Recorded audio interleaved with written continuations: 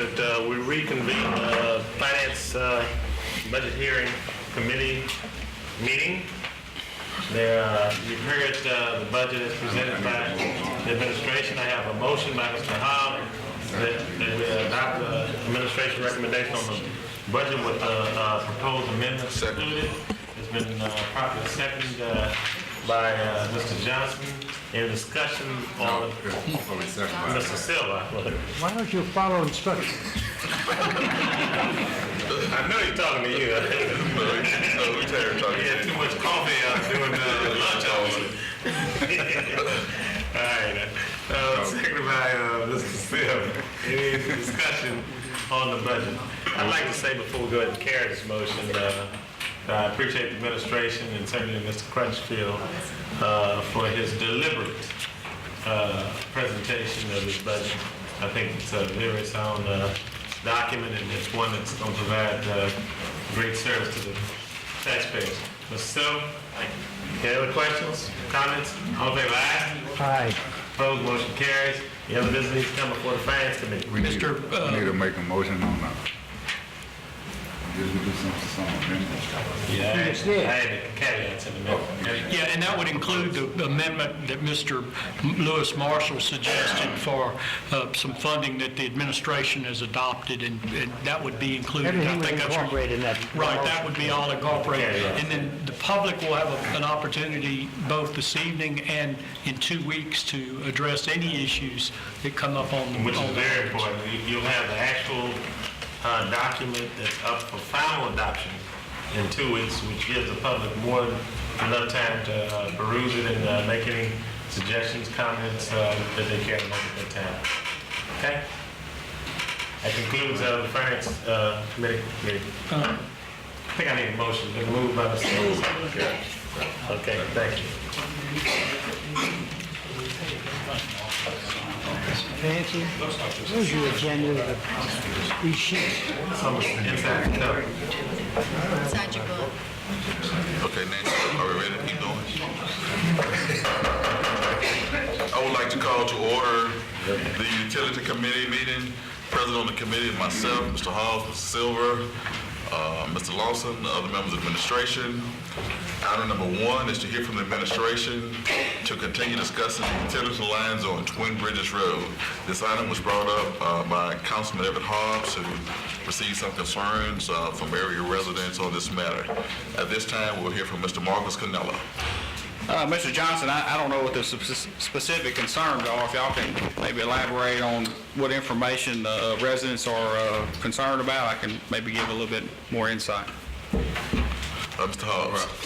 Yeah, I think it was brought to his attention as well as my attention on a phone call from a concerned citizen as to, first of all, they wanted to know where the city limits were. Then, why did we go past Trip and Drive to only pick up one customer?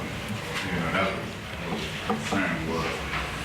And I imagine, what is our policy on going outside the city limits probably, and that then that did, you know, we stretched about 2 or 3 miles, I guess, I don't know how many miles it was out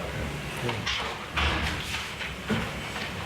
I guess that's what the questions that came up to me now. I guess the same question came up to you. Mr. Hobbs, that is that's just a radio feed. It's just a one-line feed. It was built 30 to 40 years ago, so why they built it then, I couldn't answer that question. We do serve about 20 to 25 customers off of that line, and we have the potential to serve another 43 new customers in the near future. You know, back then, who knows, Mr. Hobbs, the city limits might have been growing in that direction, and then maybe they wanted to reach out there and expand the infrastructure before the city limits got there. It just so happens our city limits haven't grown that far at this time, but the line is there.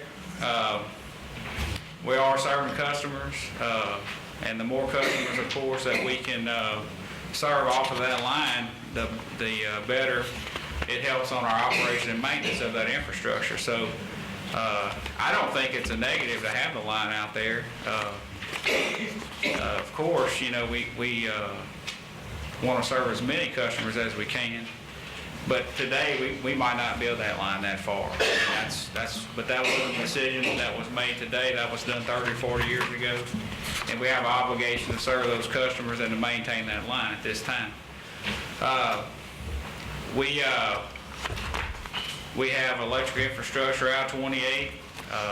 If I had an opportunity to extend that line even further, I probably would. You want to expand with the city limits. We never want to be in the situation where we're not serving our citizens with our utilities. I don't think we would go to Gardner, hopefully not, but we would certainly expand it in the direction that our city's growing in order to serve our customers' needs. Anyway, I don't know if I've answered your question regarding that, but that was a decision 30 or 40 years ago, and we have the infrastructure and we have to maintain it in order to serve our customers. And in serving our customers, based on what you're saying also, Mr. Cannella, is that with our corporate lines stop based on those utility lines, that's where those poles will stop. Am I correct, based on what you're saying? You continue those? I think that line that you're talking about actually extends another 3 miles past McKithen Drive, and our city limits definitely do not go out that far. I don't know the rhyme or reason back then at the time. I can't answer those questions. That's a 30 or 40-year-old question that I just can't answer. The span is 3 miles. That's another 3 miles past McKithen Drive. Stops at a residential customer. That was one hour. But there again, the more customers we serve off that line, the better it helps us on our operations. How many do we serve off that line? I think right now we serve between 20 and 25 customers off the line currently, and I think that in the near future we'll pick up another 43 customers off that line. Inside the city limits? No. That's outside the city limits. That's outside that line runs. Yeah, that's good business. Any other questions to come before the utility committee at this time? Any other questions for Mr. Cannella? I guess my question is, I don't understand the question. No. 40 years ago, they extended a line too far. It's on one side of Twin Bridges, on the other side, Clico serves. Mr. Hobbs No is one- just catching up. There's no downside to the city. No, the only reason. And now if we pull out, we'll have some problems. They call me, but I'm not chairman of the utility. That sounds like a And it's not even Clico. my. That sounds like a Clico question to me. Well, that's what I was, why would a citizen challenge it? I mean, Mr. Hobbs, I would certainly recommend that we continue to maintain and operate that line in order to retain those that revenue stream. Clico does a build out there, would they be entitled to the customer? I think they have a build out there. Who would be entitled to the customer? We follow the regulations. There's regulations that govern who serves what. Would it not be their customer though, since it's outside of our city limits? I'm asking the question, I don't know. No, we have a right to serve Where the business line? like they do. We have our line Okay. just in the same location they do. 'Cause I know. there is an agreement between the city and Clico, I guess it's always been understood that, we tend to try to serve in the city and they serve outside. That's just, I guess it's more out of politeness or what have you, but the fact of the matter is, we can't, it's 40 years ago. I mean, there's nothing we can do. Clico has customers inside the city though. Yes, they do. That's exactly Yes, right. they People don't do. know that. The sale subdivision. They do. 100% Clico. I was here that day, it's all correct. Let's go to something else. And he wasn't a child in either, so. Thank you, Ms. Cannella. Is there anything else to come before the utility committee at this time? If there's nothing else, this meeting is adjourned. Next. Mr. Silver. With your permission, we'll have the Public Works Zoning Committee, those present are Mr. Lawson, Mr. Johnson, Mr. Hobbs, Mr. Fowler, and myself. The first item to be considered is the final adoption of an ordinance authorizing the mayor to enter a support fund endowment agreement with the Coffin Saunders Foundation for the operation and maintenance of said building. This is an ongoing thing that we've tried to tidy up from a previous administration. We have Mr. Klump here, so then if you have any questions, if you want to make a comment or two, you may, Ed, and we'll act on it accordingly. Not really. You know, we've been funding this, this agreement. He's going to tell you to stand up, tell him who you are before Mr. Johnson. Yeah, I'm gets Ed on. Crump. I'm the Secretary Treasurer of the Coffin Saunders Foundation. We began funding the endowment agreement in 2004 when the building was completed. And our agreement was with the city, not with the Arts Council. And we told the city then that we would set up $1 million to go towards the construction, and we would set up another $1 million in a separate fund to permanently help with the operations of the center. The reason that we did that is because we wanted to keep the rent for the users as low as possible. And with the help of the city and the foundation, we think we've been able to do that. Last year, our contribution to them was about $60,000. The previous administration looked at this. They wanted to get an agreement. All we asked them to do was to write something up that we could look at, and it just didn't get done. This administration came in, and actually I talked to Ms. McGill's last fall. She got it done. It got sent to me. We made some very minor changes to it to define some terms, signed it, and sent it back to the city, and that's where we are. So we intend to continue doing what we're doing with or without it, but the city would like to have something, and it's not a bad idea to have something as a permanent agreement in file. I may not be here 40 years from now. That's the reason we have to reduce it to writing. No problem with that. I may not be there, probably won't. Any questions? If not, we'll entertain a motion that this be accepted as submitted. So moved. Second? Okay. All right, all those in favor signify by saying aye. Aye. Thank you very much. The next item is to hear an update from the administration concerning fast tracks where we can maintain that very identification, fast track. Just saying it doesn't make Say it long enough, we'll believe it. Go ahead. Good afternoon, sir. We have 4 items really to update for the report this month. First is Versailles. We should be moving forward with permission to advertise for bids for roadway construction, advertising or requesting permission to advertise next council agenda or council meeting. Should be receiving the traffic study from Neil Schaefer this coming Friday. We'll coordinate with DOTD, go over the proposals, what they have outlined, and see where we stand with that one. Second item is a 6th, 7th Street, Cotton Street connection. We drafted RFQ for that. Should be putting it out for advertising within the next couple of weeks. Third item is North Mall Drive. Should be starting a pre-construction meeting next week with the contractor, KDC. Fourth item was for Enterprise Road. We have a supplemental. We have to get some additional right-of-way through there for the addition of the sidewalks through there. So we worked up a supplemental agreement with the consultant engineers to get that work done. We'll just have to introduce that in 2 weeks for permission from the council and the administration. Did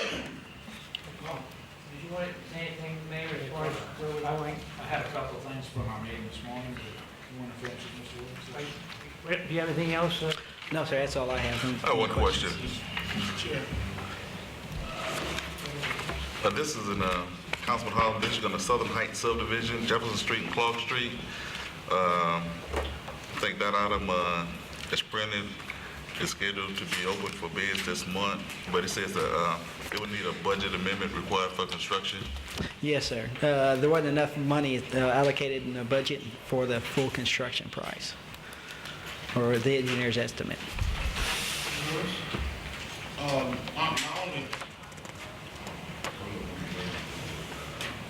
Hey, Councilman Hobbs. We both get calls about that area. You know, that's why I refer to him. We both get calls about his area, so. No, y'all went out for bid? Not yet, sir. We got the final plans and specifications yesterday from the consultant. We got them. We'll probably seek advertising permission, I guess, next council amendment based on the budget amendment. Make sure we can pull the money together. There's no reason to advertise if we can't fund it. Well, we need how much is in out of the We're looking at a little over $1 million on the engineer's estimate. Yes, sir. Projects $1 million? Which one? Did you want to ask something about fast track or something? Yeah, it was something on the fast track thing, and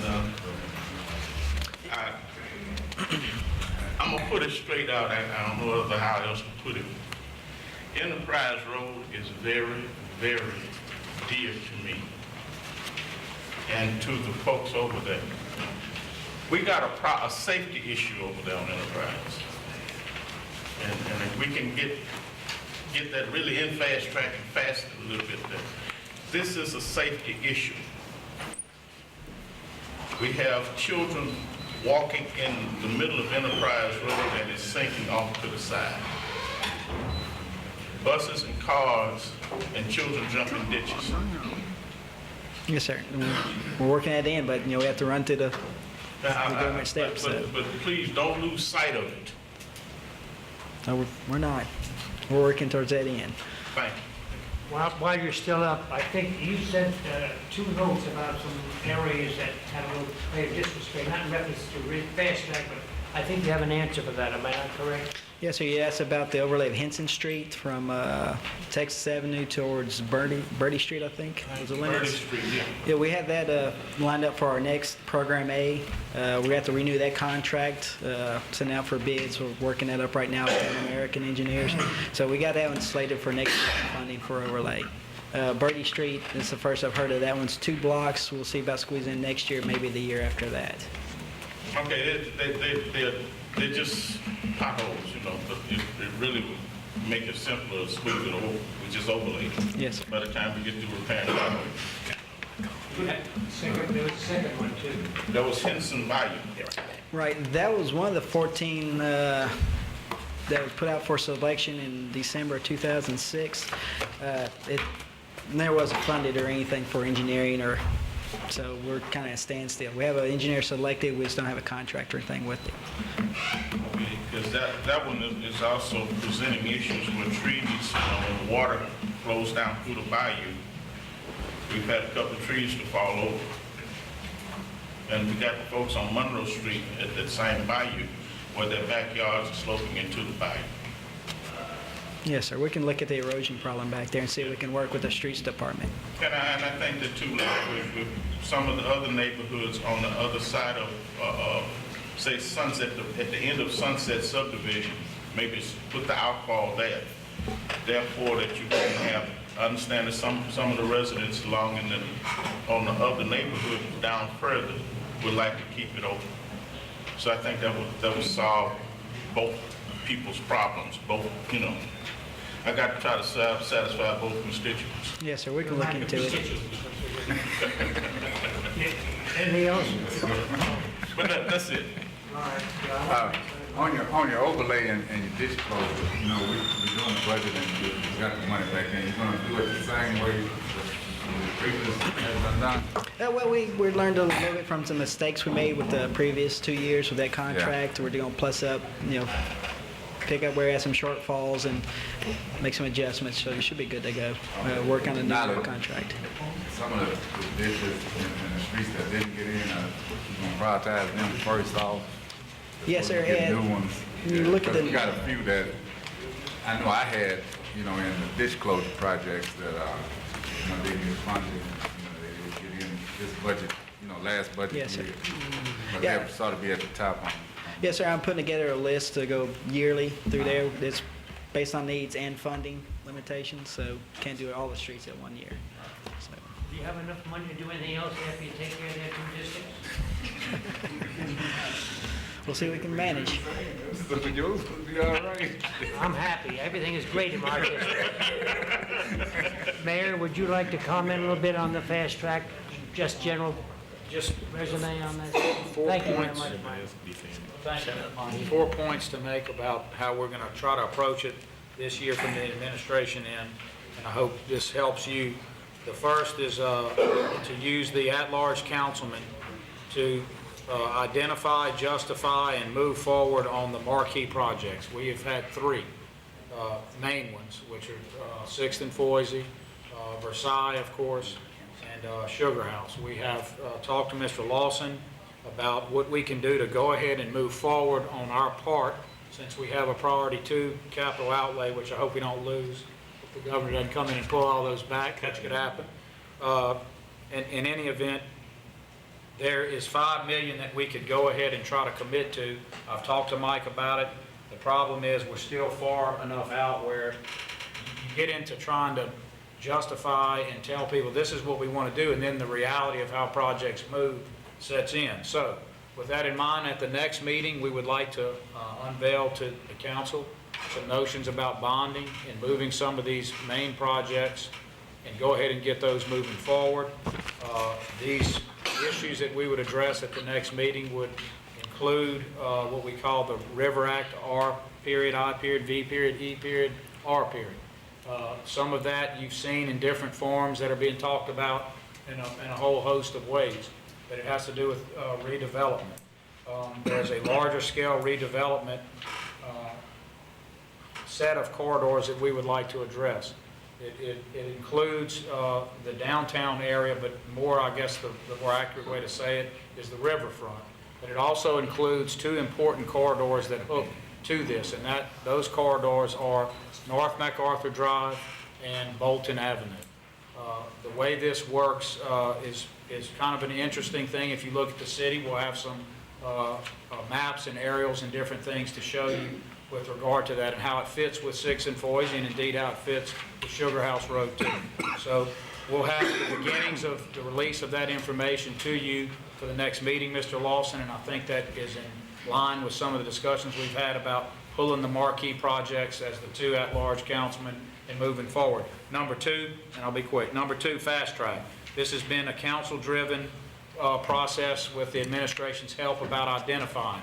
I think fast track needs to continue as it is. Number 3, Mr. Hobbs, A, B, and C projects, we believe should be citizen-driven through you.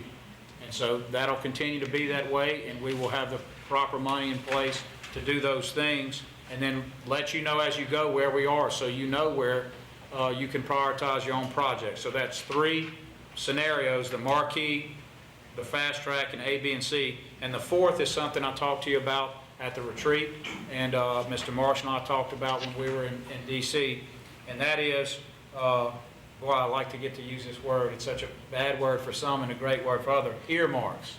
And just to say very briefly about that, I saw there was an article in the paper. Everyone in Congress can talk about being for or against earmarks, and I know that even presidential candidates are weighing in.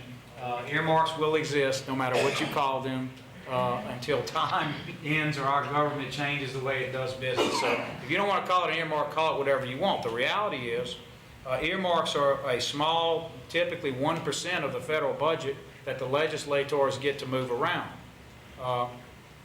The administration tends to drive it because they have all the staff and the folks there, but the legislators, as you can imagine, don't feel too good about that since they're the appropriating body. So I don't have a problem with the earmarks. You should have certain projects that you know in your district you need to do. The big fuss comes in because as the administration budgets and plans, and we have a former city engineer here, so he can attest to that too, as you budget and plan, you guys may change your mind about a priority because someone is the louder squeak in the wheel, and that's where you want to put the oil. So what Congress has done over the years is they've just taken a percentage and said, here's how earmarks will work. Now, the foes of earmarks say it messes up budgeting and it's a bad thing, and it's pork barreling is the term I grew up learning in civics. Call it what you want, gentlemen. It's going to happen. Every sign, if you walk down the corridors, and you remember seeing them, they say, we're against earmarks, and you can go find that congressman and probably show he's had a few in the last couple of years. So the bottom line is they're going to exist. What we propose is that we take $100,000 for each district council person. So the at-larges, you guys lose, but you get to decide and work on the marquee projects. But each district councilman would have that, and that's what your budget is. Those are the things that you can go do to put Band-Aids on problems you have in your area. It will not affect A, B, and C. This is something the administration thinks will help you in dealing with your folks. None of you have asked for this. I want to say that on the record. Nobody's asked me for it at all. But I think from a budgetary standpoint, it helps us plan. Now, the one negative is, and I know that Mr. Matthews, I see him giggling with Mr. Crutchfield, because they probably have, when you go through your 100, Lewis, you can't then say, well, wait, I need 100 more. And so everybody knows what happens in this process. We're going to have to be disciplined about it. And I'm sure... Will you repeat that? We have to be disciplined about this process. What does that mean? Indeed. I'm sure that tonight, but look, my phone's ringing now. I'm sure that tonight you'll be getting some calls about where that 100,000 is. But look, we have money now that we've set aside for recreation. We have our money in places that make sense for us. We're getting closer to a real fast track scenario, but we really aren't there yet until we can start moving things when the money's in and getting better at doing that. And so that's a proposal we have. Those are two sets of things that we hope shows our good faith with you to try to move items forward and make things better. I just hope you'll mull it over. It's subject to any change because it's your decision about how you want to do it. The 100,000 is not arbitrary. It makes sense because it's a certain percentage of the budget that we have to move in each year, and that's about 12 million in capital funds per year that we can actually move with. So that percentage actually makes sense. Any more than that, and you affect our ability to plan and budget.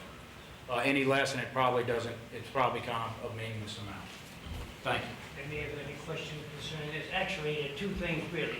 Number one, this fast track got a little bit on the slow track. We've got to keep that thing energized. And then, of course, as we say, we each have a few pennies. $100,000, that's a lot of money to me, but Lewis doesn't care about it. But we'll spend that, and then we'll have to sit back. Anything else coming before this austere committee? Thank you very much on the coffee and soda here, resolving that problem as well. Thank you, Mr. Conklin. Anything else? It'll stand adjourned. Great, now call the order Finance Committee meeting. Members present, yours truly, Mr. Silver and Mr. Hobbs. We have item number one, which is to hear from the administration on the parish sales tax allocation. I asked that the administration come and give some factual information to us. I think there's been some information out to the general public that may not be accurate. What I'm asking for is that data be brought to this body that's not full of conjecture, but full of factual information, and also addressing questions that were raised, some concerns by other municipalities or governing bodies. This time I'm going to turn it over to the mayor, and looks like they have a dog and pony show, which I'm impressed with. I love pictures and numbers. So at this time I ask that they dim the lights there. And Chuck, that's not the table leg you're rubbing on me. That is not the table leg, Chuck. That's my leg. Chuck Johnson's a great lawyer. He can't dim the lights, though.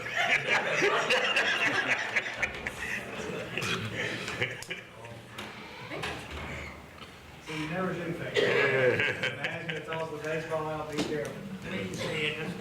No, I want to make sure everybody can grasp this, because I think it's in a format that can be seen via the Channel 4. Can you check, can he see, is he getting that? That's what I want to make sure. Can you just ask him if it won't matter today, because we'll go forward, but we'll load it tonight after. I just want to know. Okay, man.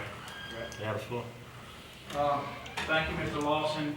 We are going to go through the proposal as best as we can glean it or determine it from information that is in the newspaper and some scenarios that were given to us at a police jury meeting. Most of the council, if not all of you, were at the meeting that we attended at the jury a week or so ago. At that meeting, there was a proposal on a tax reallocation of the 1 cent sales tax that was passed in 1967. It was again voted on in 1979 as a reallocation and rejected and left the same. And that leads us to today. We have two proposals, and we'll move through them rather quickly, but we also will probably have some follow-ups that Mr. Johnson asked me about earlier, and I'll wait for his questions on that at the next meeting. Again, this is a serious issue. It's about as serious an issue as we'll face. We had a special meeting already about it. It's important that we go through this with a mind toward resolving the issues, of course, but that we educate folks about how it affects Alexandria. And with that, the first slide, September 1967, Rapides Parish approved a 1% tax on the retail sale and use of tangible private property and upon the sale of services in the parish, meaning a sales tax. It is not a population tax. It was not passed as a tax of that nature. And indeed, you probably won't find too many taxes that way. We'll get into why that's the case. 5 years later, the town of Ball incorporated. And at that time, that would have changed their allocation. The way the call went out, if you were incorporated, you shared differently than if you were unincorporated. So tax passes in 67, 5 years later, Ball incorporates. 4 years later, in May of 76, the town of Ball filed suit against the 11 governmental bodies receiving funds under the plan. This antedates or predates Mayor Hebron's, his word was battle, the same word we used at the special meeting. In his own words, his battle for this. So he had, I think, two predecessors, or at least one, started this process, but he has certainly been pushing this for some time. And I don't mean to state that in a negative. He's doing what he thinks he needs to do for his citizens, as we must. The suit was initially dismissed and then reversed in June of 79, 4 months before a parish-wide referendum occurred. Referendum in some ways mooted the whole issue because the people then spoke in 79. Subsequently, the reallocation was defeated by a majority of Rapides Parish citizens. Afterwards, both parties agreed that a trial judge would determine the rest of the case on the merits based on stipulated facts and briefs, which would happen typically in this kind of case. They actually just say, we all agree these are the facts, we all write a brief, it presents a question of law because everyone agrees on what the facts are and the judge decided the case. Trial judge ruled against the town of Ball. A quote from the judge was, if there is any discrimination, and the notion of discrimination that occurred was that they were now incorporated, and now they were being treated as though they were under the unincorporated group because of the time frame within which it occurred.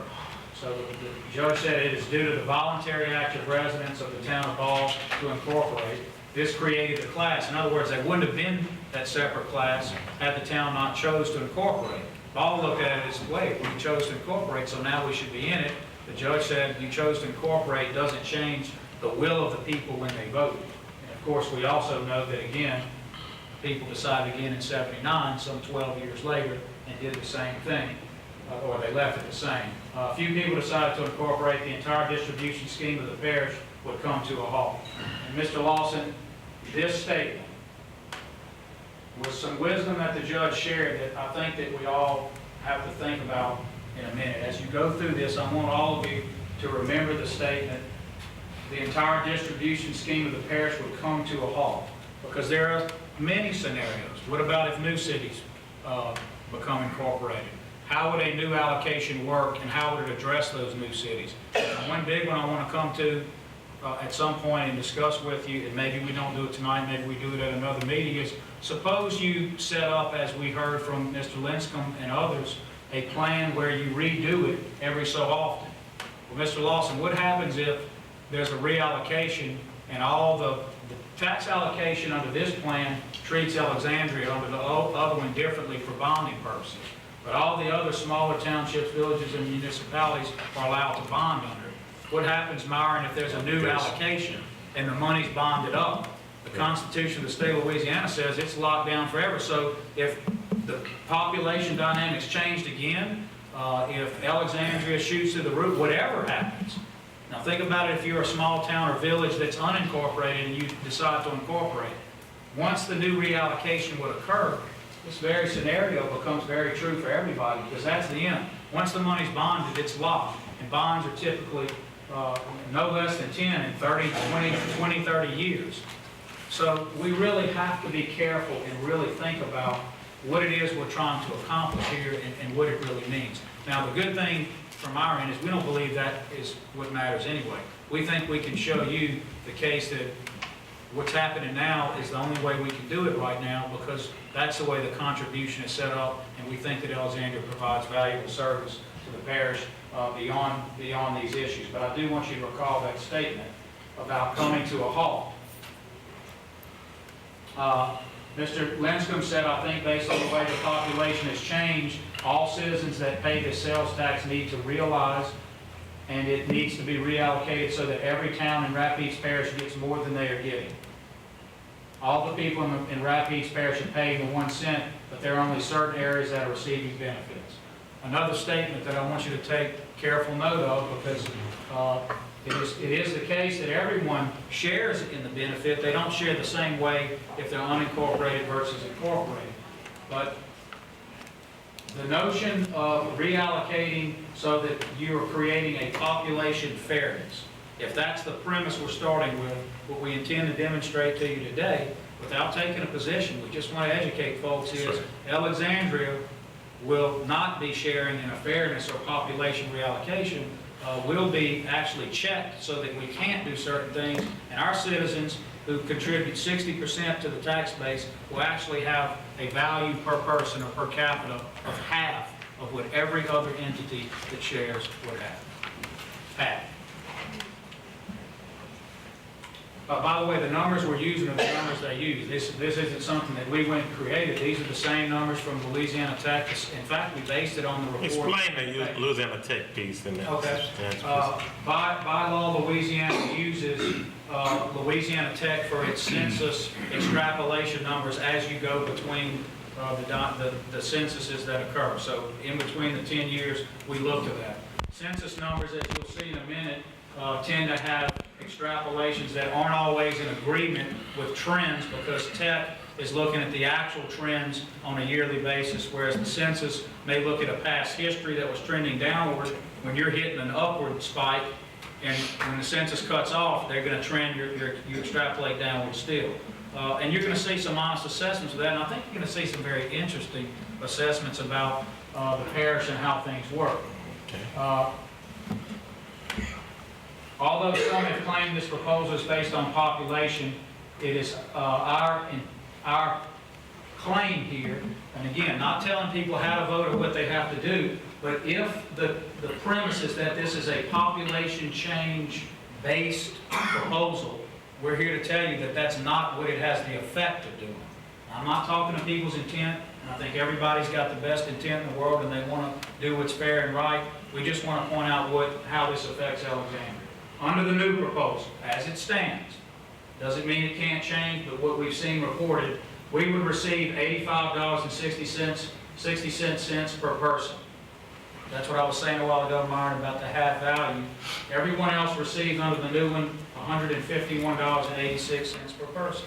So again, if it's based on population, why does Alexandria get punished, in essence, by the reallocation when you fund 60% of the tax base? Again, we talked about it last time. The criticisms are the folks in the parish, and we appreciate this very much, Mr. Lawson and Mr. Marshall, and you know that. We appreciate the folks that come here. We appreciate all the commerce that occurs here. And the notion is if we all live out in the parish and come to Alexandria, we should share more because you're getting the full benefit. We also have the cost of the infrastructure and the tax on our system, the physical taxing of the system by supporting it. And we're going to show you some interesting numbers on what that means too. But even if that were the case, that argument was the right argument. Although I would suggest to you, if Mr. Hobbs goes to Lafayette and eats at Ruth's Chris one night and has a big fat steak, when he comes back here, we don't have to send, I can't call Joey Durrell and say, Mayor, I want you to send back $10 on that ticket because Mr. Hobbs lives in Alexandria. We just can't do that. And I'm saying it comically, but that's the case. That's the way tax bases generally work. Moreover, the population data indicates Alexandria is actually wrong. So we start with a few premises, Mr. Lawson. One is that this is a population-driven new allocation proposal. And what we're going to suggest to you is it is not. It at least doesn't have the effect of being that. It may have been the intent. The other premise we start with is that Alexandria is losing population, and everywhere else in the parish it's going up, at least to the extent compared to Alexandria. We're going to suggest to you that that is true. That is not true either. So if you start with these two main points, and you go back to this quote and this quote, which is if there's a population shift and it shifts back to inside Alexandria, this is the last thing anyone wants to do. We're going to ask you to look at those two items, and then we're going to go through what we think we can show you about whether that's what's happened. All right, so we're going to look at 8 years, and we're going to look at the population. The city of Alexandria is currently appealing the La Tech population estimate. That's not a negative thing. That's a positive. Everybody, I've talked to some of the other mayors, they want to look at it too. But our Louisiana Tech population is above 48. So it's already has trended up from the last numbers.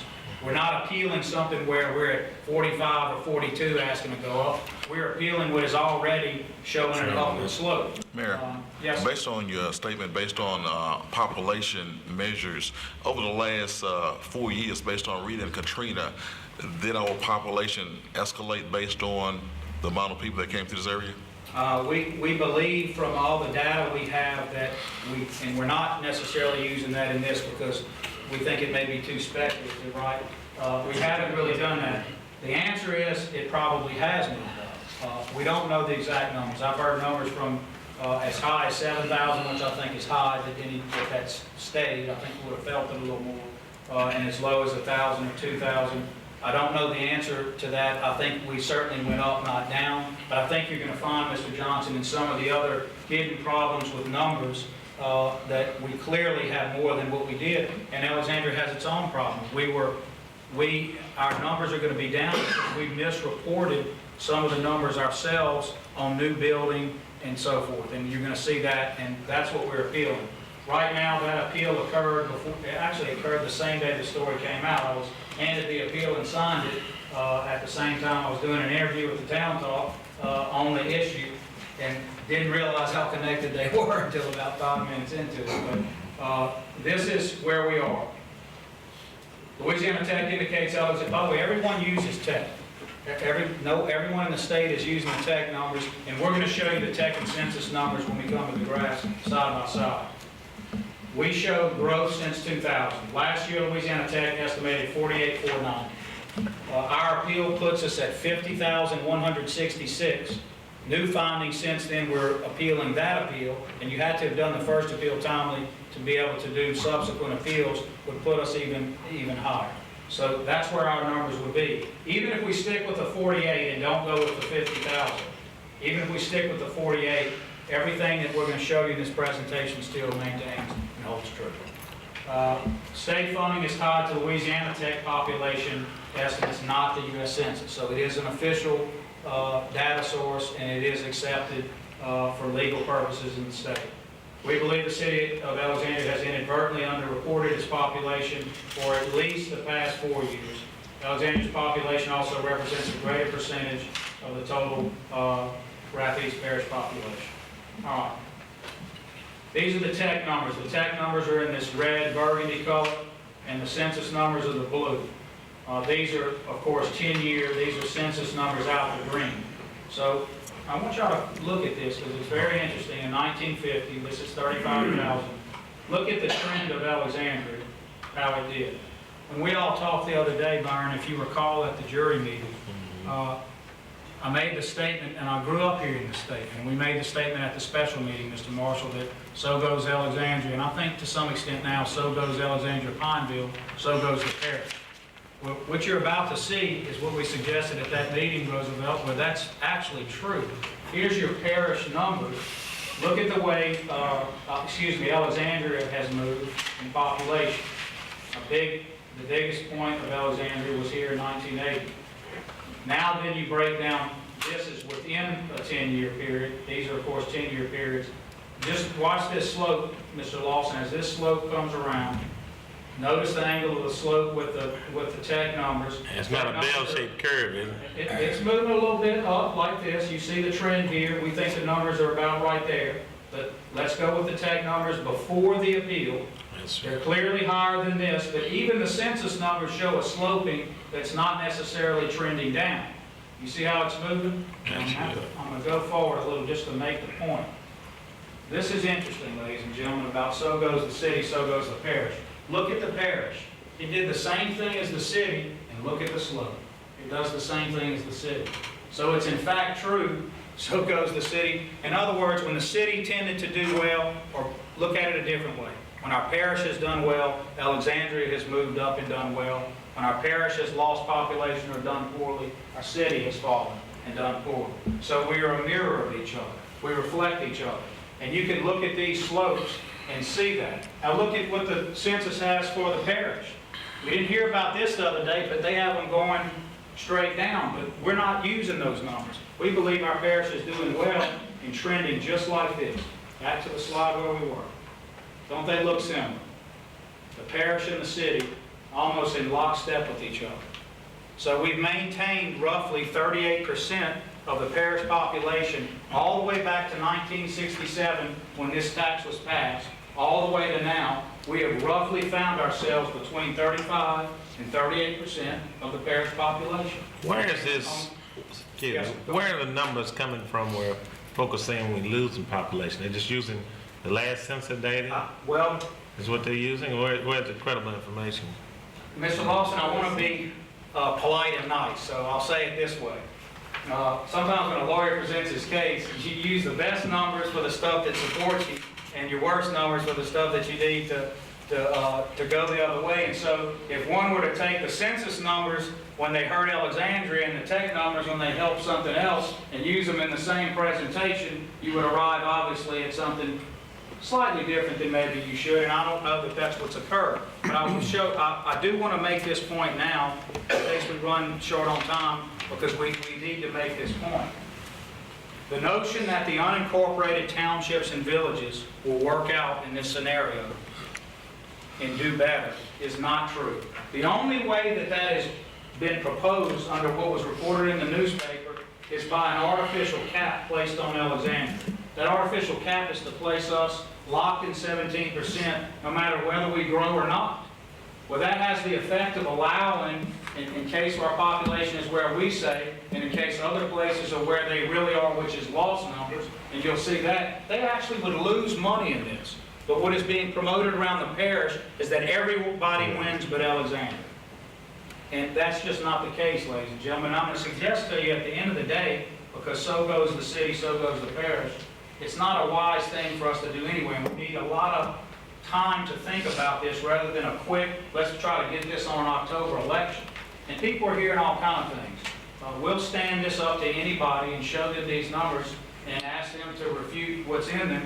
We don't have any problem doing that. And from what I understand, some of the parish folks are saying that they've now gone back and looked at the numbers, and they're saying what we're saying, that the numbers don't work out that way in the final analysis. I'll go forward, Mr. Lawson, move a little quicker. It's okay. This is why we think we underreported. Building permits, new housing units have been significantly underreported for the past 4 years. In 04, we underreported by 29%, significant. In 05, by 76%.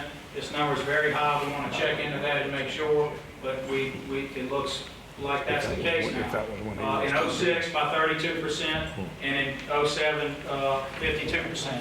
Those are pretty significant numbers of underreported for permits. We even have some situations where group homes and different homes like that were reported as single housing units, which would have been, for an estimate purpose, looked at very different. So you could have an apartment complex, and we have that in this case, that has over 100 units that's get reported as a single family unit. You know, ladies and gentlemen, in this situation where you're talking about from 48,000 or 49,000 to that 50,000 mark, a couple of hundreds add up very quickly to 1,000, and that can change things drastically. So that's the reason for the appeal. We want to be very straightforward with the public. We feel like a lot of the information out there has been sort of all over. Our information will be available to be challenged and looked at in any way. We want to be straightforward and tell you there's an appeal, but this is a normal process. Other folks are going to appeal their numbers too. It's very, in fact, we should be doing it. We had talked about doing it some time back, and it just worked out that this issue came up at the same time. We talked about this. If this is what it's about, a population shift, then we want to hold everybody to that statement, because this is the important stuff. Okay, here's Rapides we showed you. Does basically what Alexandria is doing. Today, Alexandria has a larger share of Rapides Parish's total population than it did in the 60s and 70s. Their 60 and 70 This tax occurred in 67, right? Now look at where Alexandria is now. Here's a graphic that kind of etches it in your mind what we're talking about. Alexandria in the pie by population. That's the city, and that's everyone else. Outside of this grayish color is everyone else. That's what we're talking about. And we're talking about $4 to $5 million a year being removed from the city. And from a budgetary standpoint, I don't need to tell you what that could mean for the city, but that's by population. And very importantly, when we talk about the population issue, this goes with that pie. Think of that pie and then think of under this allocation with this false cap you put on Alexandria, these are the numbers you get. Now where does that cap come from? It comes from this. Imagine the pie. Go back to it. Here's the pie. Well, let's cut it in half. 50% of the tax, remember, goes to the school board. Then of your other 50%, a third, 33% to Alexandria, 5% to Pineville, 9% to the jury, and everyone else shares. So the notion is you've got to remove that 50% because no one wants to take anything from the school board. And so we're dealing with that other half of the pie. Well, what has been done by the proponents of this, Mr. Linscomb and Mayor Heapman, would be to take our 33%, and since you're removing 50% out, you just cut the 33% in half. We suggested to you at the last meeting, we thought that was a theory. We've confirmed that was the theory. That gets you to 17%. But that's an artificial situation if you look at what the real numbers are. But even if you assume that, the proposal went further to cap Alexandria forever at 17 in the reallocation, no matter what we go to, but everyone else can move. Why? What would be the purpose for this? Mr. Mayor, Yes, sir. that, you know, to me, it violates any type of sense of fairness when you treat Alexandria like that. But what about, say, the one man, one vote? Doesn't it violate something in that area or something like that? Well, it's a good point. The issue is, since the parish, since we tend to vote, at least in Louisiana, parish parochially on these sales taxes, it's been accepted. We're almost in the situation where, because of that $81.56 versus the $151.56, the citizens of Alexandria would, of course, say, well, wait a minute, we're paying the tax. Look at this number. This is who pays into the tax base. That's Alexandria. We're paying this into the tax base, regardless of the fact that we know everybody comes here. Just like Alexandrians, by the way, travel outside of Alexandria to Lafayette. Now that I'm an elected official, that drives me crazy. I talk to people every weekend. We're going to Lafayette to spend the day. We're going to the Festival International. And I'm saying, no, you got to go to Q and you have to stay in Alexandria. But we lose folks that go and buy in other places. It's just a natural consequence of how things are done. People are going to go to other places. We pay the vast majority, or we generate the vast majority of the tax, nearly 60%. It's about 58%. I reported to you erroneously at the last meeting it was 52. Ms. Andrews, I think, is confirmed, who works for the parish and generated much of the information, that it's higher. Mr. Crutchfield has confirmed it's as high as 58%. Is that correct? Yeah. So, I mean, Mr. Lawson, here's our population part. Here's what we contribute to the tax base itself. As you can see, that's us. You saw the numbers earlier where we're going to get half the value. Why would Alexandria, that contributes that, has the population we have, get half the value per person? Under any scenario, ladies and gentlemen, whether we reallocate or not, whether we look at this in any way as a new allocation, that's unfair. That is the quintessence of being unfair for Alexandria. And that's why this is so important and why we want to do this presentation. Ball generates between $60,000 and $100,000 into the tax base. Under the scenario proposed by Buck Linscomb and Mayor Heapman, Ball would get $620,000 out of the new allocation. Repeat that again, excuse me. Why would they be for that? I want you to repeat that again. I know why it's for. I know why it's for. I saw Mr. Marshall and Mr. Hobbs lean forward. You said that number. Repeat that again, man. Between 60 and 100,000 is the contribution, based on the numbers we have, and we're using Donna Andrews' numbers at the parish. That's what they would contribute per annum to the tax base. In return, under the reallocation, they would receive $620,000. That's this. The proposal allows some smaller municipalities to receive 5 to 10 times more revenue than they generate. Again, Alexandria, and I don't believe it's intentional, but Alexandria is being punished. It's not bringing other people up and lowering us a little. We're actually being punished for being the biggest contributor to the tax base. And ladies and gentlemen, I'm going to suggest that if it's about bringing the whole parish up, if Alexandria lost this month, and you lose all of those essential quality of life initiatives, zoos, those kind of things, you will not be able to attract the types of businesses that we want to help in the whole parish. You just can't do that. You can't function as a city in an 8 to 9 parish area. Alexandria is a hub city. You can't do that without that other program.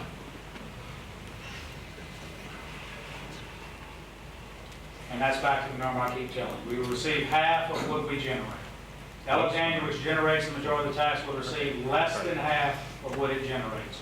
Now, these are very important. This is what I said at the top of the meeting, Mr. Lawson, and I thought you and I talked about, you wanted to make sure and include. Although Alexandria has a population of around 50,000, let's say 48, 450, whatever the tech number before the appeal said. Our infrastructure must support 150,000 people every day. Larry Matthews knows that as well as anybody in here. 150,000 people per day use this infrastructure. Our hospitals and airport service in areas of over 400,000 people. Reducing this tax income in half directly affects the operations of the city in a time of unprecedented growth and opportunity. And I would suggest, for me, I would extend that line to reducing this tax income in half would directly affect the parish's operations in a time of unprecedented growth. And that's just my personal notion. You included a slide showing it the same things. There's the, this is the right piece. Again, we've already gone over, not going forward of it, but you can see that same slope, and you see that it's done the same thing as Alexandria. That's 140,000 at the top to give you a reference point. That was about 135,000 at the parish's height. In what year? 1980. And what year was Alexandria's height? 1980. It's an exact proportion. It stayed about 38% since about 1950, ladies and gentlemen. I guess that's why we all grew up here, and so goes the city, so goes the parish. I guess nobody had ever really looked at it this way. It happens to be true. City of Alexandria, you've seen that. So these are look at them together. They look real similar, don't they? Parish and the city. Percent of Rapides Parish residents in 1970, we were 35. In 06, we're by the lower numbers, we were at 37.5. Of course, we think we're somewhere at 38 now. But that is not a downward trend as the paper reported. I know the paper was reporting what folks were being quoted as saying, but this is not a downward trend at all. Pineville population. Pineville's doing well. Pineville has gone up in the 10 years, caught a good many people between this 12,000 and 14,000 mark. Their census number in 06 actually showed them a little higher than the tech number, but I think that after I talked to Clarence, he felt the same way. He had some issues that he was thinking about appealing that had to do with the same kinds of things we did. So that's all he said. We didn't get into it too much, but Pineville doing great, as we would have thought they were doing and expected Pineville to do. Hall's numbers by tech, ladies and gentlemen, trending down. Flat on the census, trending down by Louisiana Tech.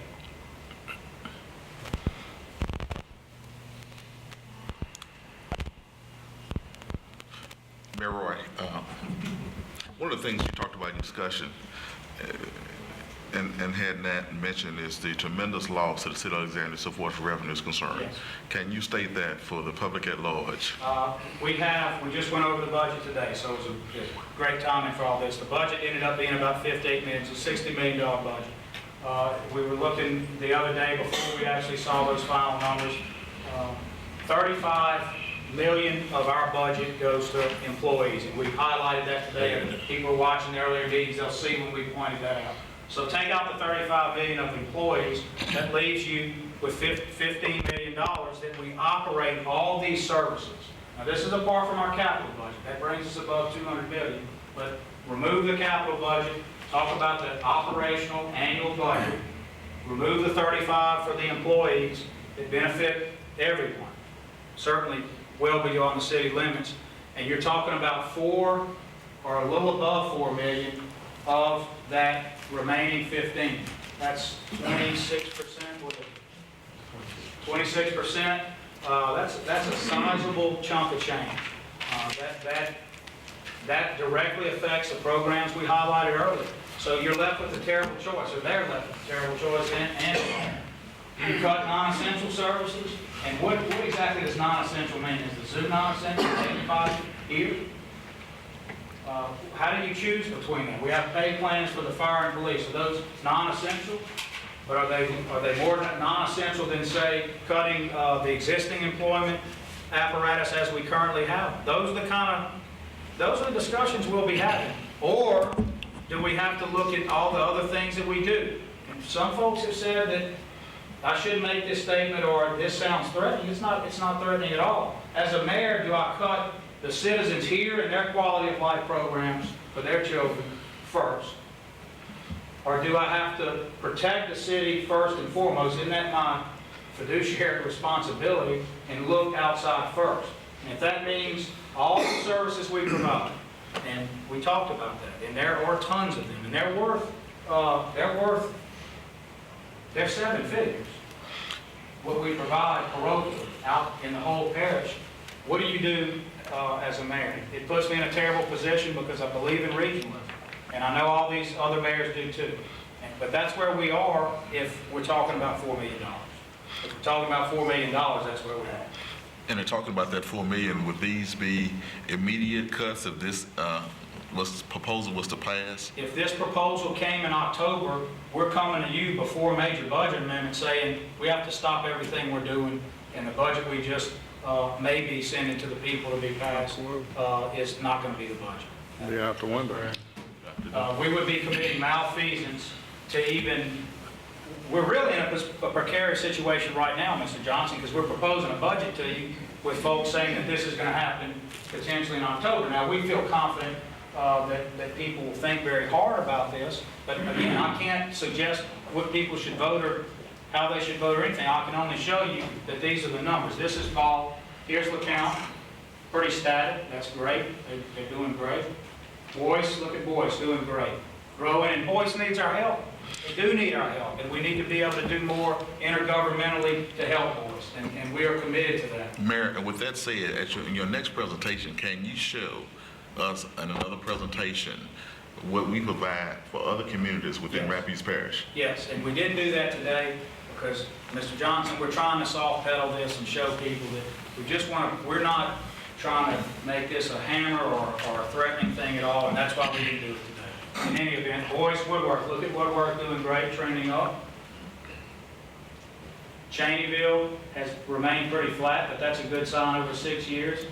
Cheneyville's another city that needs our help, and I think we should be there to do that. Glenmore, Mayor, nice flat, Glenmore. can I also, maybe we might also look at something else. Employees, city employees. Yeah. The city of Alexandria does not have a requirement that all employees live within the corporate limits of Alexandria. That's correct. I wonder how many of our employees live in Ball and We have, as you know, quite a few. Quite a few. And I understand the question, I understand the implication of the question. but we might want to. Yes, we do. And I want y'all to notice on these, when you see in these flat, you see this upward there, upward movement here, Cheneyville flat. On Forest Hill, now remember, this looks like, man, what's going on in Forest Hill right here? But look, you're dealing with small changes in small numbers. So this graph is sort of lost on us because you're talking about between 500 and 560 people. So a new neighborhood right there can skyrocket that one. So I just want to make sure that everybody's watching that. McNary, you're talking about the difference between 210 and 215 people, but still trending up. So these are important. We have lots of unincorporated areas. The notion that's been said is that everyone will do great, and the only folks that might get sacked a little hard is Alexandria. That isn't true, because we can't ever have this artificial cap placed. If you remove the artificial cap of the 17% that we explained earlier that you get, it is not true that the unincorporated areas do better. In fact, the ones that have any trending of population that isn't going up, and indeed even some of those that are going up, will lose money. And I think people have to know that when they think about how they would approach consideration on this tax.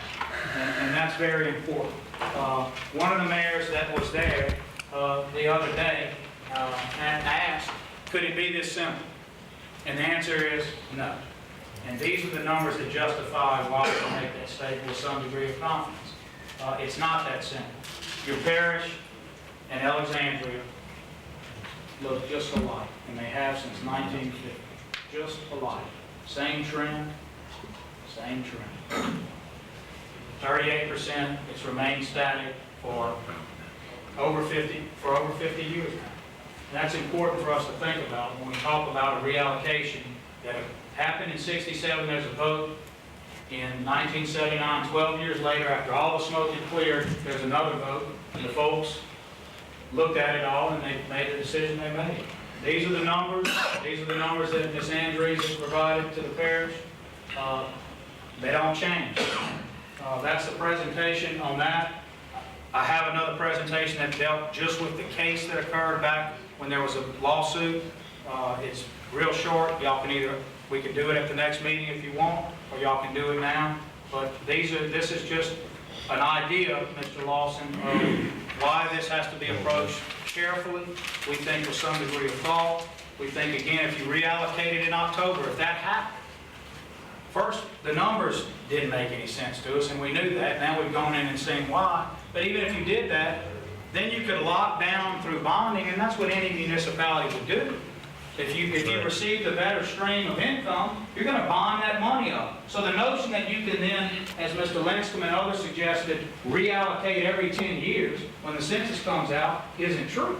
Because the Constitution does not allow that. Once money is bonded, it's locked, it's done. Otherwise, citizens, it would be chaos. And so, since bonding tends to take 20 to 30 years, looking at every 10 years wouldn't help anybody. And that's the reality. But these statements are also the reality. We have to think about that we have to be fair to every city. And so we have to think about if there's a shift, then we should look at things. And what I'm here to tell all of you is, I believe that if you look at these numbers, there's no shift. These numbers show the same thing has been happening since 1950. So thank you very much for listening, and I hope that we'll be careful in our approach, and that the committee hearing that I'm going to attend on Wednesday will be fruitful in terms of at least slowing some of this down. We need some real science, gentlemen, behind how this would affect the parish if we did this to the city. All right. Again, thank the mayor and certainly the support team for the presentation. I think it's very thorough and it's informational. I didn't hear the mayor take a position. I didn't hear the mayor suggest a political position. To make clear that it was information, which is what this body needed and what the taxpayers need. And I want to say one other thing. I don't think we have a bad mayor in Rapides Parish. I think Roy Hebron is a very honorable man, and he fights for his town, and rightfully so.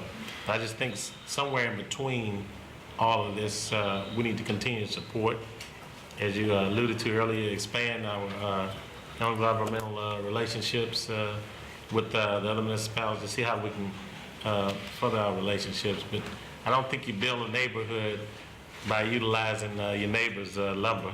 I think the intent is to bring lumber in from other places. Anyway, as we move on, thank you again, Mayor. I think we can turn the lights on. Chuck got lost after the lights here. Mr. Lawson, for helping to put Certainly, together Mr. this Crutchfield. presentation. Daniel is from our planning department, and Ms. Lamar White for putting together some of the numbers and graphs and things that we needed to show you.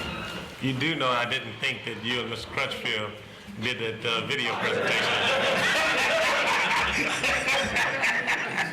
I know Daniel Lamar had the head in it. Thank both of them. Very well presented. I was up till 2 in the morning working on it. Very well presented, that's what I'm saying. I know where the numbers came from, but I know who did the video.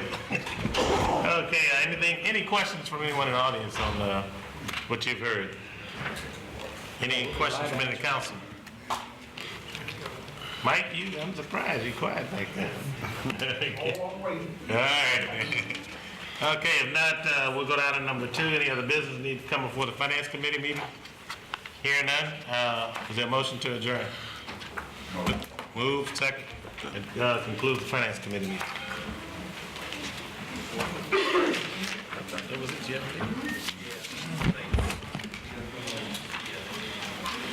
Okay, we'll move along right into legal. The legal committee will come to order. President is myself, Mr. Johnson, and Mr. Lawson, also Mr. Silvers and Marshall Fowler is here. We have 2 items. The first one is to consider final adoption of an ordinance authorizing the mayor to enter into a solid waste disposal contract with IESI, Inc. for the transfer of waste to an appropriate storage area. And it's book item number 50. Move. Chuck. Move for discussion. Second. Okay, move for discussion. Thank you, Mr. Chairman. The city, the mayor's office administration is asking, or has proposed and recommends to the council that you approve allowing the mayor to sign a contract and enter into an agreement with IESI, terms of which would be 5 years, and you should have, Chuck. I have the contract. Okay, and we have a copy of the contract that you can review. The prices are just about the same. There's a 12-cent per ton increase over the rate in our current contract. So the price is remaining relatively stable, and anyway, are there any questions? We have the recommendation of the administration is to accept that offer. I feel obliged to tell the folks that there are a lot of potential providers who have contacted us. We sent the notice out that we were not going to automatically renew on January 19th to ISI, and we cited the law 33:4169.1 that allows the city to do a host of different things. Mr. Lawson, I have to say that there are a lot of people, including local folks, who have many different notions about how this service could be provided for the city. Some of them sound really great. The issue that we have is when the contract ends around April 21, April 21st. somewhere you got to start putting some trash. And of all the scenarios, and I've heard 5 to 6 very good presentations, there's one thing missing that I've heard, and that is what happens on April 22nd, because of the way the transfer station is set up and what ISI has. Now, there's a gentleman here, I think, from ISI who's here to answer any questions you have.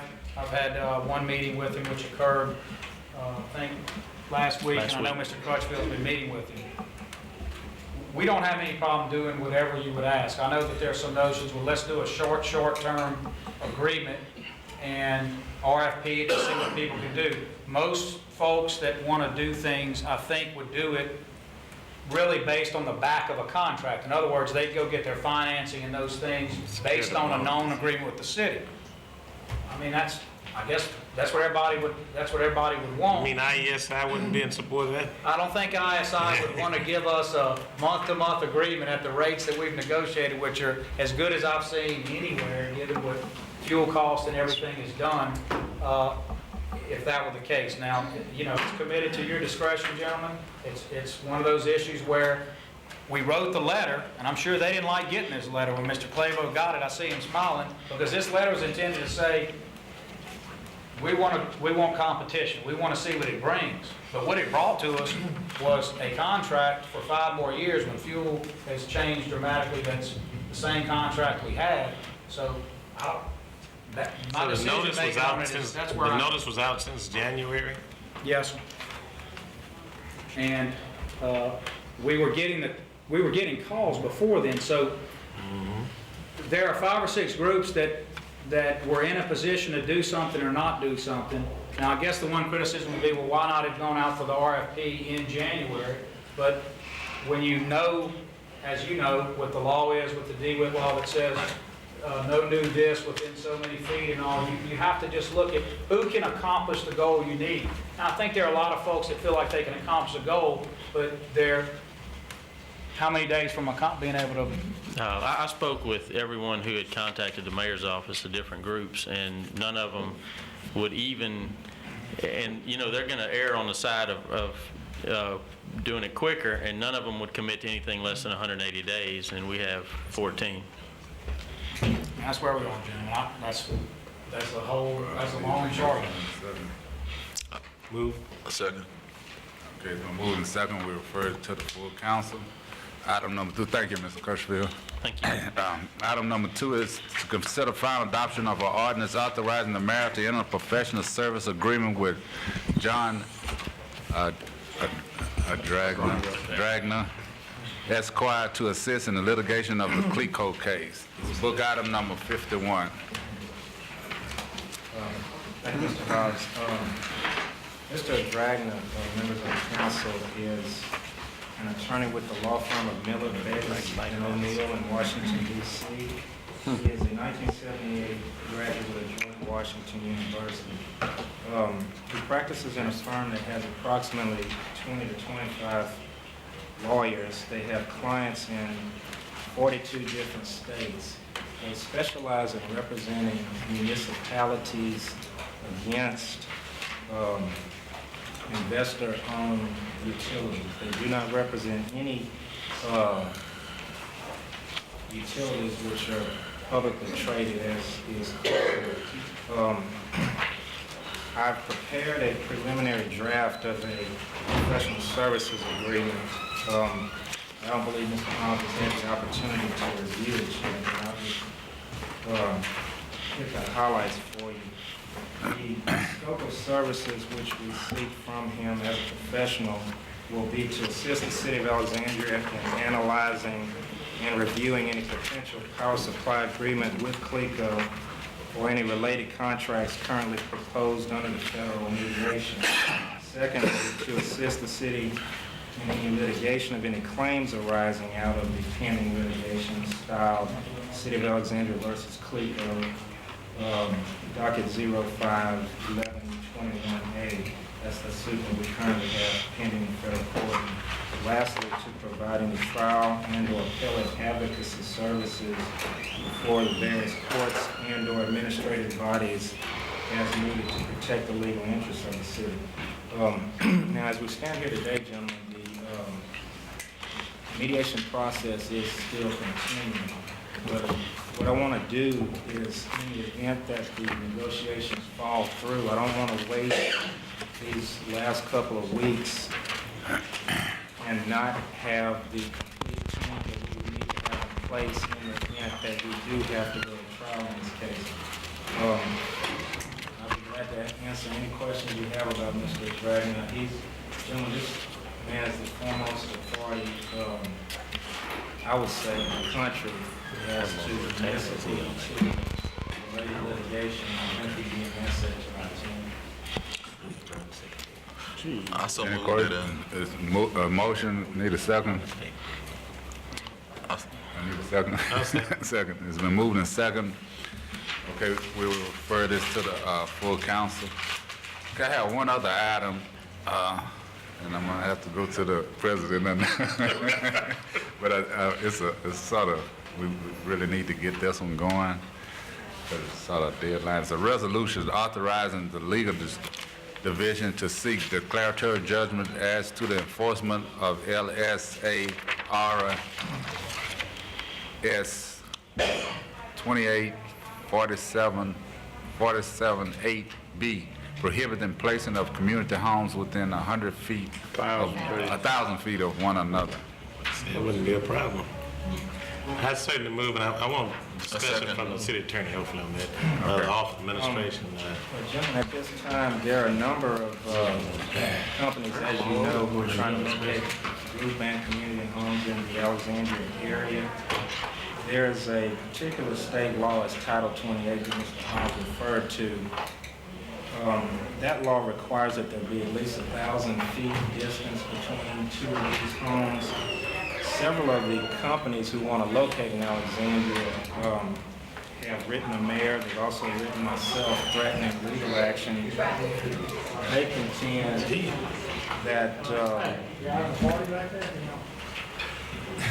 contend that the Fair Housing Act allows them to locate these homes closer than 1,000 feet together. So what the legal division is doing, we're asking the council to allow us to file a declaratory judgment suit in federal court so that Judge Drell can tell us whether we need to be following Title 28 or whether we need to follow the Fair Housing Act. This is, I can barely hear him say I can, reverberation. I hope he was clapping and didn't hit anybody. You might need to file another I declaration. really hope he was clapping.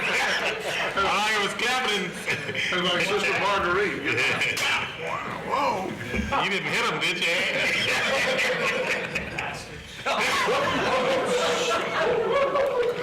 Get the little camera. Get the little camera.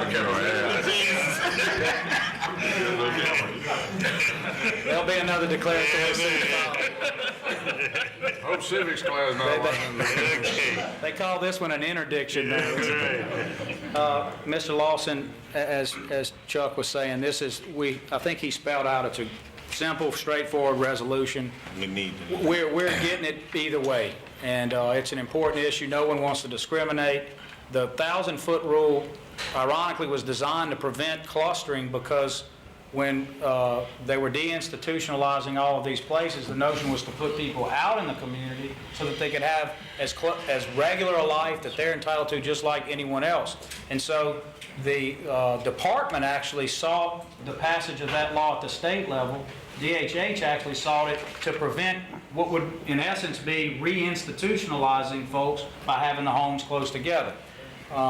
We don't know if 1,000 feet's the deal, Myron. To be honest with you, we've done a lot of legal work. We've gotten a lot of opinions. I don't want to discriminate. There are 2 group homes in my neighborhood where I live. I have not only no problem with them, particularly one really took a house and brought it up. It looks greater than it did before. This situation, if there was ever a test case to just see what are the rules, this is not 1,000 feet, ladies and gentlemen, it's 600 inches, I'm told, so they're next door. And so you get into a situation where you want to make sure you're not discriminating.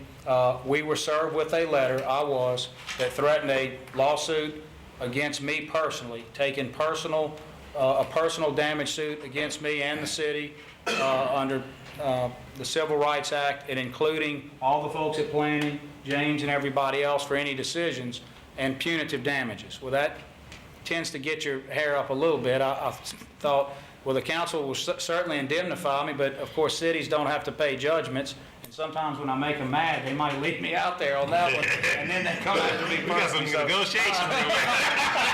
So I got a little work to say, ladies and gentlemen. The point is, we're in good faith, and what we thought the best thing to do is before the first meeting, and the issue is even brought, Mr. Johnson and I talked a lot about it, and we thought the best thing to do is just go ahead and put it out there and let Judge Drell look at these issues, and that way it's almost a non-adversarial situation. We're bringing the parties, force them in the court, we're going to throw it out there, and we're going to see what the law really is on this.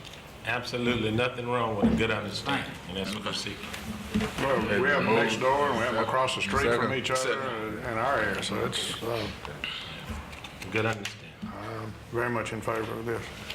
Okay, we'll, been moved and second, and we'll refer it to the full council. Any other business Any other business? Council business? Okay. Meeting's adjourned.